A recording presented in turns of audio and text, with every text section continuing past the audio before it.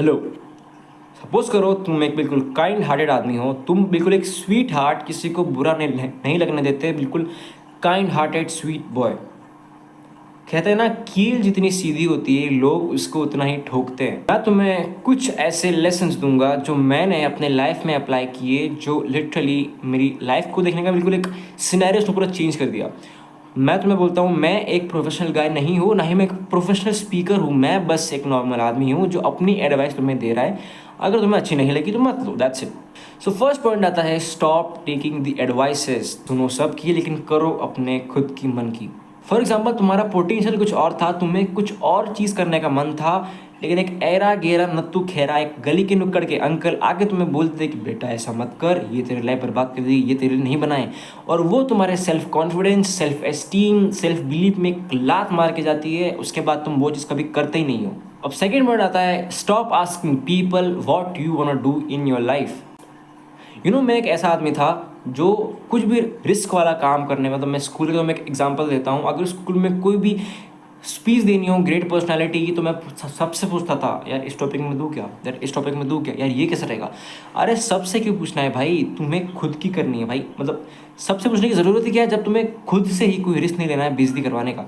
देखो, आप तुम में से ये पूछ रहे हो कि यार बेइज्जती करवाने का रिस्क क्या लेना है, सबसे पूछ रहा है, अच्छी बात है। बेइज्जती अगर तुम अपने स्कूल मोमेंट में सोचोगे कि यार मेरी बेइज्जती हो जाएगी, तो सोचो स्कूल मोमेंट्स में अगर तुम ये सब चीज़ें सोच रहे हो कि मेरी बेइज्जती हो जाएगी, अगर तुमने अपना रियलिटी चेक अपने स्कूल मोमेंट्स में नहीं लिया, तो जब तुम्हारी जो रियलिटी चेक तुम्हें 30s में 40s में जब तुम्हें रियल लाइफ की रियलिटीज़ मिलेगी, तब तुम्हारा हाल क्या होगा।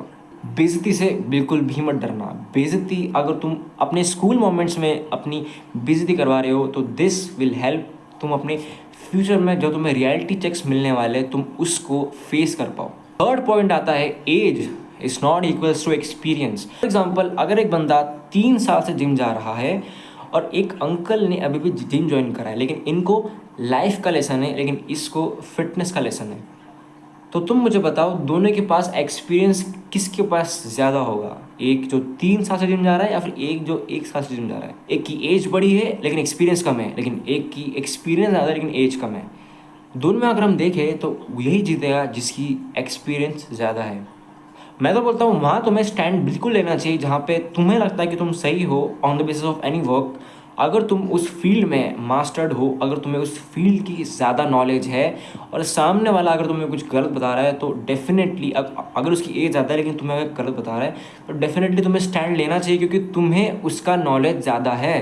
अब फोर्थ पॉइंट आता है, गिव रिस्पेक्ट टेक रिस्पेक्ट। तुम जितना सामने वाले से रिस्पेक्ट वांट करते हो, उतना ही तुम्हें देना पड़ेगा, तभी तुम्हें वो रिस्पेक्ट मिलेगी।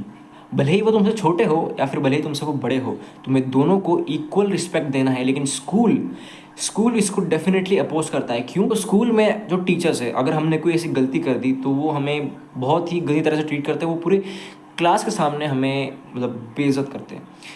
और हमें ये सिखाया जाता है कि गिव रिस्पेक्ट टेक रिस्पेक्ट, भले वो बड़े हो या फिर छोटे हो। अगर टीचर्स लोग, उनको पता है कि उन्हें नॉलेज ज़्यादा है, इसीलिए वो हमें क्रिटिसाइज़ कर रहे हैं, इसीलिए वो हमें चिल्ला रहे हैं। लेकिन अगर हम उस एनवायरनमेंट में पले बड़े हैं जहाँ पे बड़े लोग हम छोटों को रिस्पेक्ट नहीं दे रहे क्योंकि उन्हें नॉलेज ज़्यादा है, तो हम जब 12 साल स्कूल में निकालने के बाद निकलेंगे, तो हमें भी ये लगेगा कि ये हमसे छोटे हैं, हमको इनसे नॉलेज ज़्यादा है, तो हम इनको रिस्पेक्ट क्यों करें। That's it. So this was the video. I hope you liked it. If you like, please like and subscribe. अगर आपको कुछ भी पूछना हो, you can ask me in the comment. Thanks for watching. Bye.